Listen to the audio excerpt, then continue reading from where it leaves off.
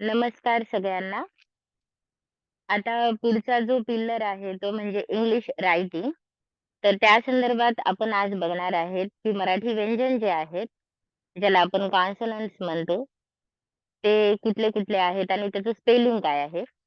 तर ह्या स्लाईडमध्ये तुम्हाला दिसत असेल चं स्पेलिंग आहे के-ए, ख के-एच-ए, ग-जी-ए, घ तसंच च, छ, ज, झ, चं टी-आर, क्षचं के-एस-एच-ए.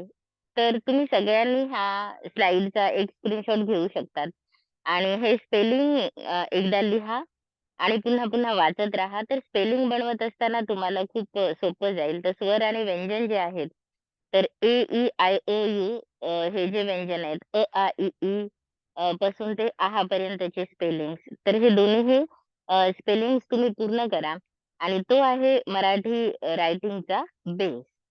तर ज्याप्रमाणे तुम्ही लिसनिंग आणि रीडिंग केलं, त्याप्रमाणे जर तुम्ही मन लावून अगदी रायटिंग सुरुवात केली, जसं उदाहरणामध्ये जर बॉल हा शब्द आहे, तर ल बॉल अशा पद्धतीने तुम्ही तो लिहू शकता आणि नंतर वाचू सुद्धा शकता.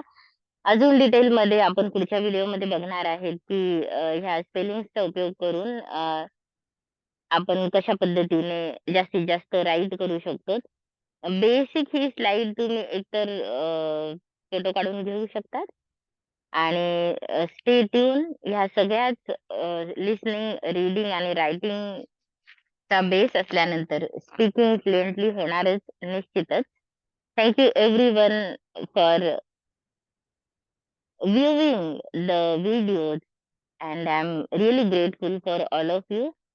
चला तर मग आपण होऊया Masters in English by learning how to master English language.